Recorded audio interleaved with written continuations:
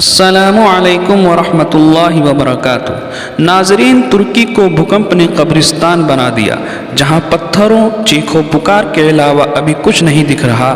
اس دوران کئی تصویریں ایسی سامنے آئی جس نے جھنجھوڑ کر رکھ دیا۔ اس بھیانک منظر کے چلتے ہندوستان نے کیا ترکی میں زلزلہ متاثرین کے لیے امداد کا اعلان۔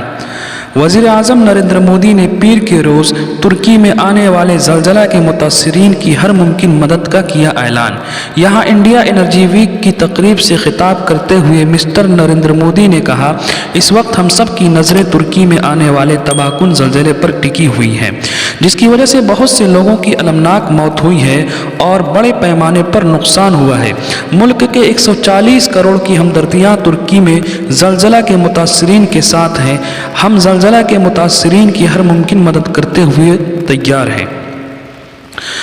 ناظرین، رسول اللہ صلی اللہ علیہ وسلم نے اس فرمان کے ذریعے پوری امت کو ایک دوسرے کے ساتھ ہمدردی، غمخواری اور محبت کی تعلیم دی ہے، اور آپ نے یہ درس دیا ہے کہ ایک مسلمان کو چاہیے کہ اپنے اندر دوسرے کی مدد کرنے کا جذبہ پیدا کرے۔ کوئی شخص کسی پریشانی اور تکلیف میں مبتلا ہے تو اپنی وسعت کے مطابق اسے پریشانی سے نکالنے کی کوشش کرے۔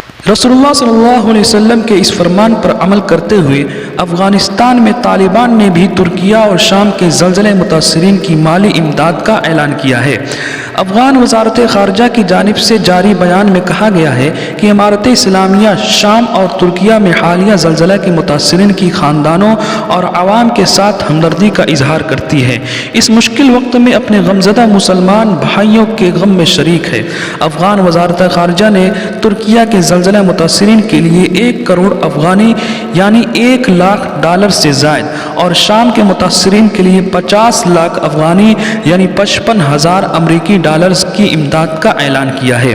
افغان وزارت خارجہ کا کہنا تھا کہ ہماری ریسکیو اور ہیلتھ ٹیمیں بھی ضرورت پڑنے پر امدادی کارروائیوں میں حصہ لینے کے لیے تیار ہیں۔ افغان وزارت خارجہ نے ترکیہ میں مقیم افغان شہریوں کو بھی ہدایت کی کہ زلزلہ زدگان کے ساتھ ہر ممکن تعاون کریں۔ دوسری جانب ترکیہ میں آنے والے بدترین زلزلے میں افغان شہریوں کی بھی ہلاکت کی اطلاعات ہیں۔ افغان وزارت خارجہ کی ترجمان کے مطابق ترکیہ میں آنے والے زلزلے میں 100 افغان جاں بحق و زخمی ہوئے ہیں اور تقریباً 100 کے گھر تباہ ہوئے ہیں۔ خیال ہے کہ ترکیہ اور شام میں آنے والے تباہ کن زلزلے میں اموات کی تعداد 11,000 سے تجاوز کر چکی ہے۔ ترکیہ میں 8,574 اور شام میں 2,530 افراد جاں بحق ہو چکے ہیں اور ہزاروں زخمی ہیں۔ اللہ اکبر، کیسا دلخراش منظر ہے۔ باری تعالیٰ ان سب کو اس مصیبت سے نجات عطا فرمائے، ان سب کے نقصانات کی بھرپائی کے اسباب مہیا فرمائے، اور جو ہلاک ہو چکے ہیں ان سب کی مغفرت فرمائے اور جنت میں اعلیٰ مقام عطا فرمائے۔ ناظرین، آپ سے بھی ادباً درخواست ہے کہ خصوصاً ترکی، شام اور عموماً دیگر اسلامی ممالک کے لیے دعا فرمائے۔